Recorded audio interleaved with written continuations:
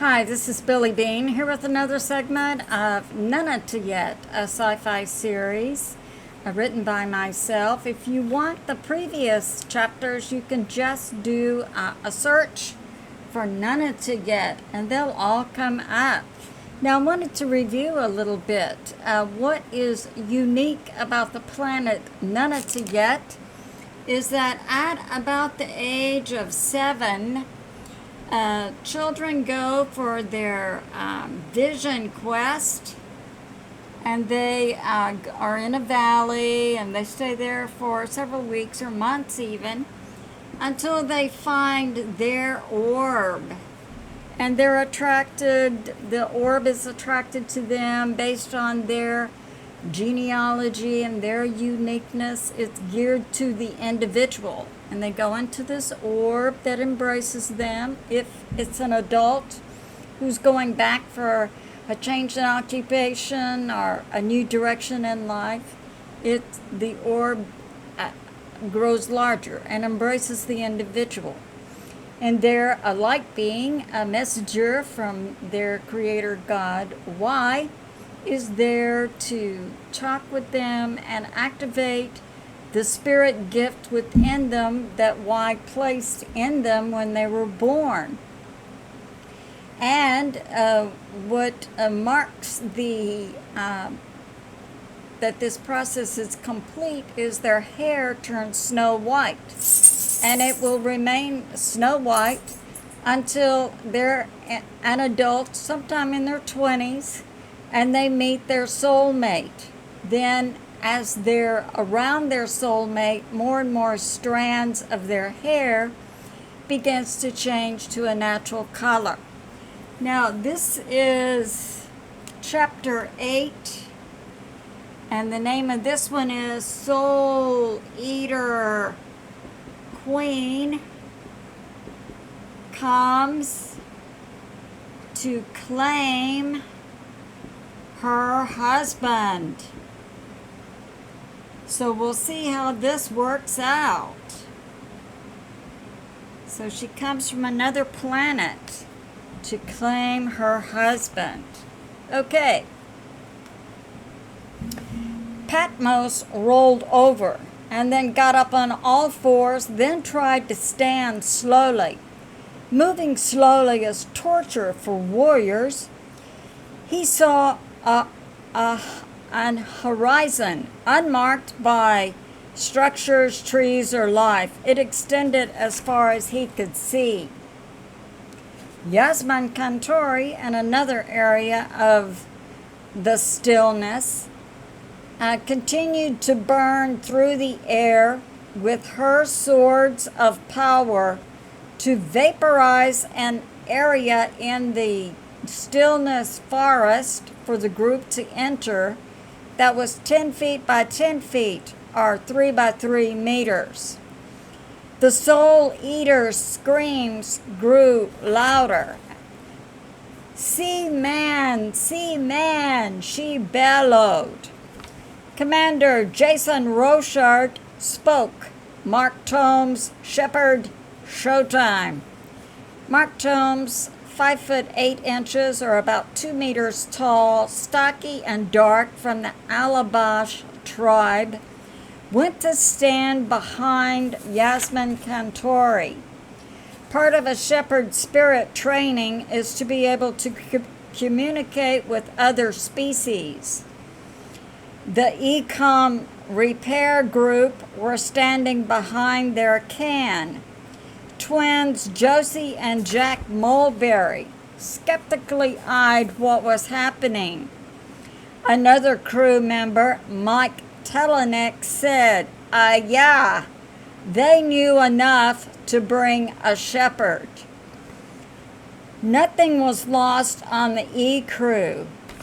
They were top-class repair people traveling all over Nunatayet for unusual jobs. The Ecom organization put together crews of varied skills and preferred the crews to operate as teams, keeping the same members so that they became bonded over time. Yasmin continued to slowly walk forward, burning the stillness. The military crew had armed and contacted in planetary force for backup. Mark Tomes followed in the footsteps of Yasmin Kantori. They were still 20 feet or 6 meters out when a creature appeared. It was 7 feet or 2 meters tall, weighed 350 pounds or 159 kilograms, all muscle. It had shoulder-length, wiry, ashy gray spirals, long curls, a high forehead, flat nose, and 2 tongues. With the military was Captain Natalie Ripon, expert in alternate species. Commander Jason Roched said, "The tongues." Captain Ripon replied, "One tongue is for normal use, eating, drinking, speaking. The other tongue can protrude out of the mouth 3 feet or 1 meter and is used to extract the soul out of a male. The soul eater has to be within 1 foot or 30 centimeters of the male to make that contact." Captain Roched, "I'm taking command of all personnel. This is a military emergency. Arm up. Form a ring. Males on the inside, females out." The soul eater came to the edge of the clearing. Yasmin Kantori had made and said, "See man, see man."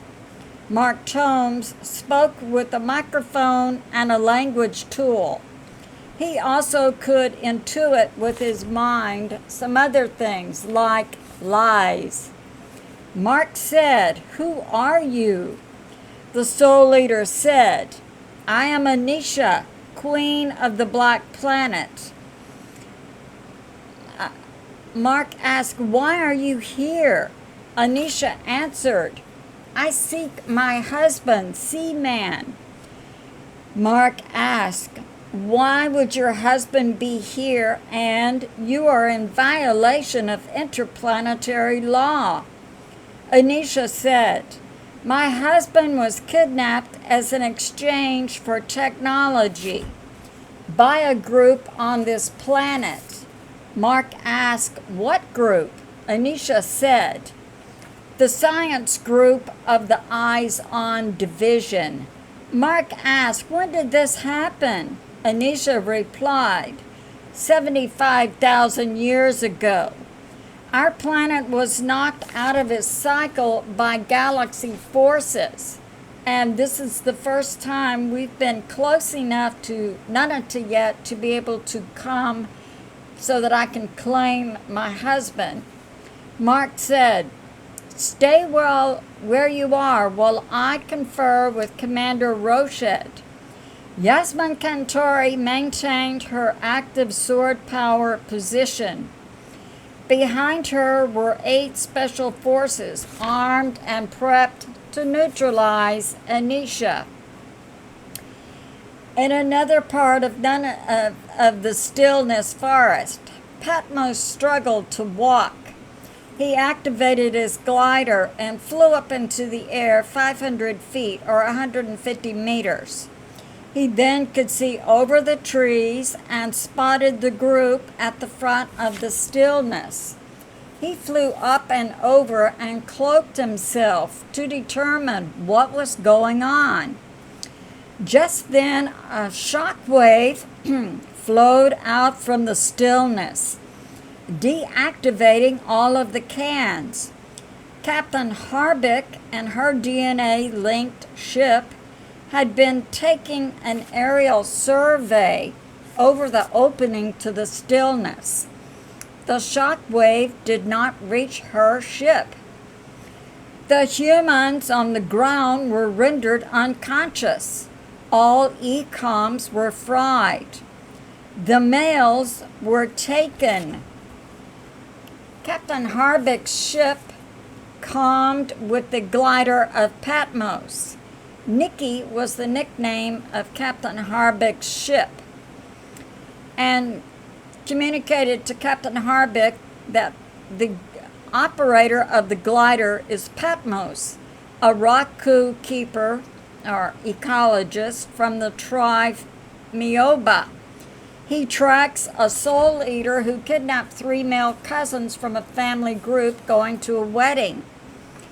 He has already activated the tribal shadows.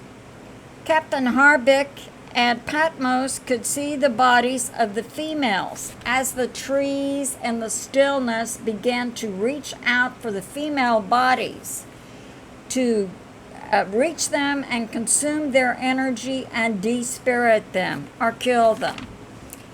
Nikki indicated that only humans were in the area, so Captain Harbeck and Patmos landed to secure the females.